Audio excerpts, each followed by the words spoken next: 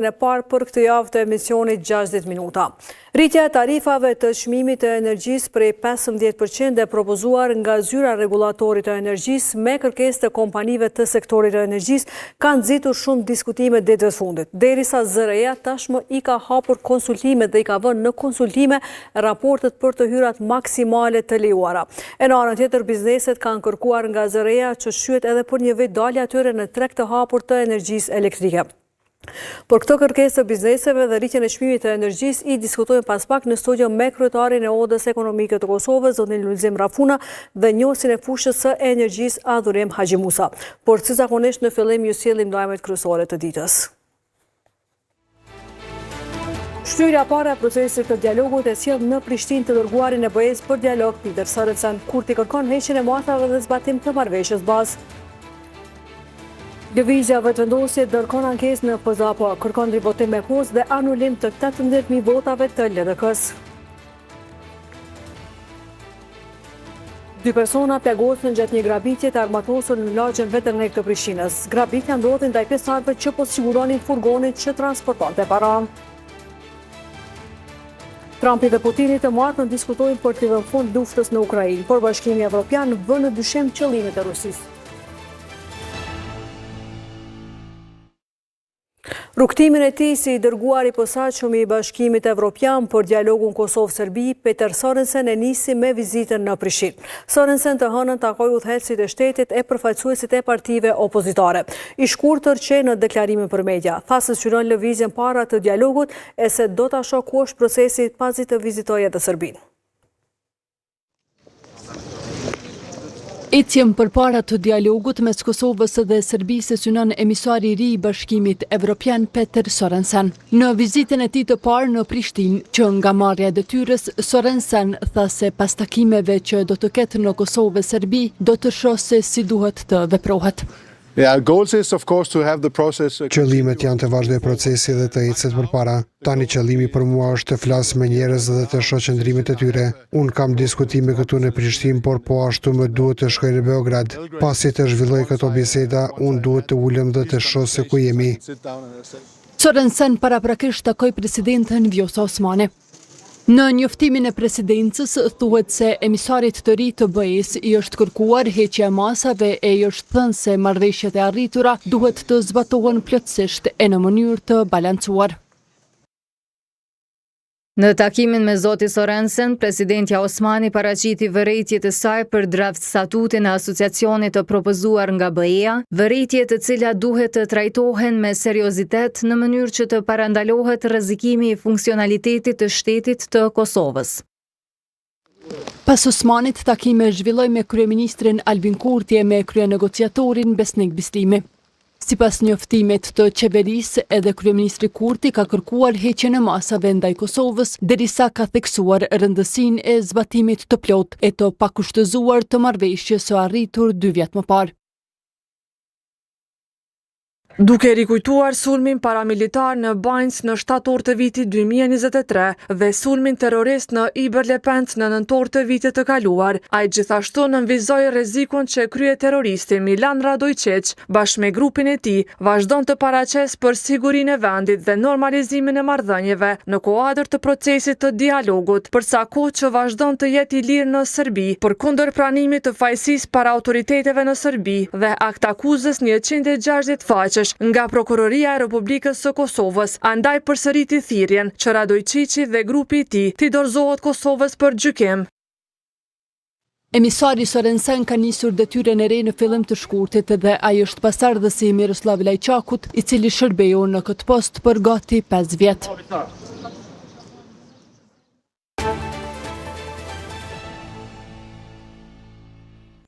Anulim të mbi 18.000 votave me post të LDK-s, shpallje të rivotimit me post në diasporë e eliminim nga lista të kandidatëve që kanë marrë vota pakrahasimisht më shumë me post sesa në vend votime, kanë qenë 3 ankesa që lëvizja vetëvendosje i ka dërguar në panelin zgjedhor për ankesa dhe parashtresa në orët e pasdites pas shpalljes së rezultateve përfundimtare zgjedhore.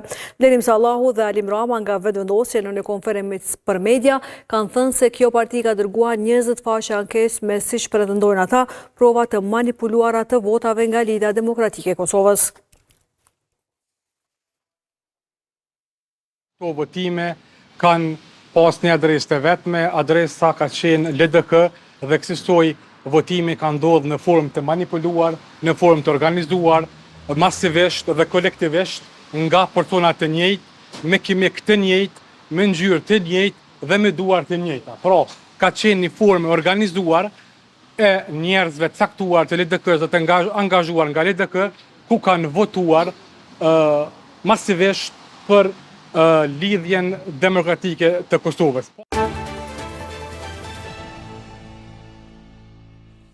Oda Ekonomike e Kosovës ka kërkuar që të shtyhet kërkesa zyrës së rregullatorit për energji që konsumatorët me mbi 50 punëtor ose që kanë një qarkullim mbi 10 milion euro të dalin në një treg të hapur energjetik. Në një diskutim të OEK-ut me rreth 100 biznese dhe me zyrtar të ZRE-s, bizneset kanë kërkuar që vendimi lart përmendur të shtyhet për të paktën një vit, në mënyrë që të marrin kohën e nevojshme për të filluar përgatitjet në të kundërtën do dëmton. Kryetari i OEK-ut Lulzim Rafuna ka thënë se sipas të dhënave nga administrata tatimore, sipas këtij vendimi në tregun e hapur duhet të dalin 1294 biznese, derisa 61 biznese kanë punësuar më shumë se 50 punëtor. Sipas tij, vështirësi tjetër në rast se nuk shtyhet kërkesa ZRE-s është edhe sjellja e investitorëve të huaj. Keni numër shumë i madh i biznese, afro 100 biznese, më të mëdhajat.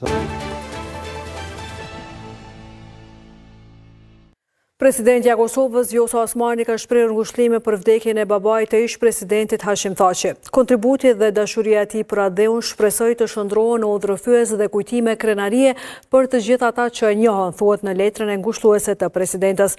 Në emër të qeverisë së Kosovës, familjen Thaçi e ka ngushëlluar edhe kryeministri Albin Kurti. Për të ndjerin, kryeministri shpreh se do të kujtohet gjithmonë për urtësinë e tij, respektin për të tjerët dhe dashurinë e madhe për vendin. Familjen Thaçi e ka ngushëlluar edhe kryetari i kuvendit Konjufca dhe lider të partive politike si Memli Krasniqi i PDK-s dhe AIK-s Ramush Haradinaj.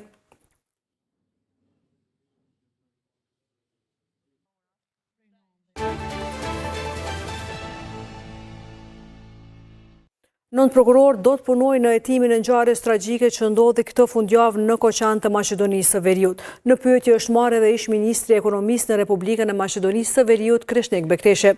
Kryeministri Miskovski ka thënë se dyshimet çojnë tek ish-sekretari i kësaj ministria. Në diskotekën e cila punonte me licencë të falsifikuar, humbën jetën 59 persona dhe 155 të tjerë u lënduan. 8 nga të lënduarit janë në gjendje të rëndë dhe po trajtohen në spitalet e Bullgarisë.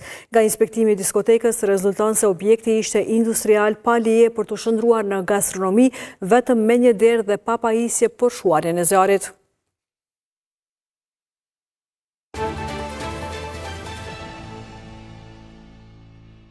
Dy persona janë plagosur gjatë një grabitje të armatosur që ka ndodhur në lagjen Veternik në Prishtinë, ka bërë të ditur sot policia e Kosovës. Bazuar në të dhënat e deri tanishme, rasti dyshohet se ka ndodhur gjatë një grabitje të armatosur ndaj pjesëtarëve që po siguronin një furgon që transportonte para, thuhet në njoftimin e policisë. Personat e plagosur janë dërguar për trajtim mjekësor. Mjeku kujdestar në emergjencën e QKUK-s Agron Qitaku ka bërë të ditur se gjendja e të plagosurit të parë është e rëndë dhe për këtë po trajtohet në repartin intenziv. Teksa ka konfirmuar se pas orës 12 është pranuar edhe një person i plagosur në këtë rast, i cili është sjellë në sallën e operimit. Ndërkohë që hetuesit policor në koordinim me prokuroritë thuan se janë duke ndërmarrë të gjitha masat e nevojshme për identifikimin dhe arrestimin e të dyshuarve, si dhe për zbardhjen e plotë të rrethanave të rastit.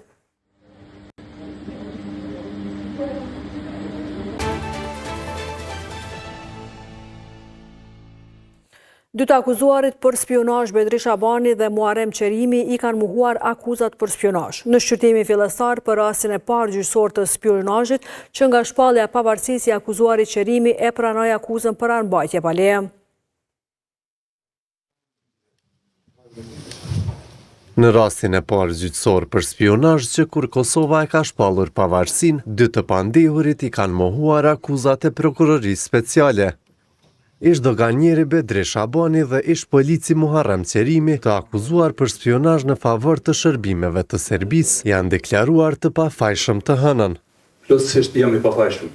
Nuk e pranoj fajësia për veprën penale spionazh. Nuk e pranoj fajësinë për veprën penale spionazh. Gjyqtari Rahman Beqiri vendosi të aprovoj pranimin e fajësisë për mbajtje në pronësi, kontroll apo posedimi pa autorizuar të armëve nga qerimi dhe ta shpall dënimin për këtë vepër penale me rastin e shpalljes së aktgjykimit për spionazh. Nxjerr këtë vendim, shtyhet shpallja e aktgjykimit për të akuzuar marrjen e qerimit për veprën penale, mbajtje në pronësi, kontroll ose posedim pa autorizuar të armëve, nga nini 366 paragrafi 1 të KPRK-s, deri në përfundim të shkërtimit gjyqësor në këtë çështje penale. Gjyqtari Beqiri udhëzoi të akuzuarit dhe mbrojtësit e tyre për ankesë brenda 15 ditësh lidhur me aktakuzën dhe provat mbi të cilat mbështetet aktakuza. Prokuroria speciale pretendon se Shabani dhe qerimi mbledhen informata që do t'i shërbenin bija së Serbisë për ta ndërtuar një narrativ të rrem për një rrjet të trafikimit të organeve nga ushtria çlirimtare e Kosovës gjatë luftës.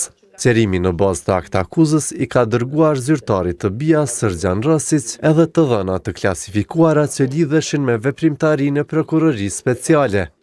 E Shabani në bazë të pretendimeve të prokurorisë, përveç Rosicit pati kontakt edhe me një zyrtar tjetër, Bogo Ljubjaničević, që kishte rol udhëheqës në masakrën e Reçakut.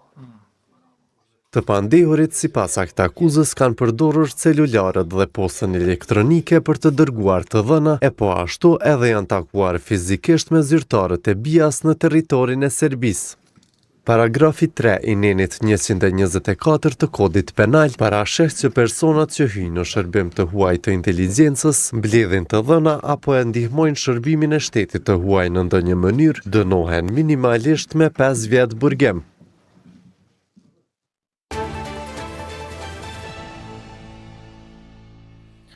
Të flasim për tarifat e reja të propozuara për rritjen e çmimit të energjisë.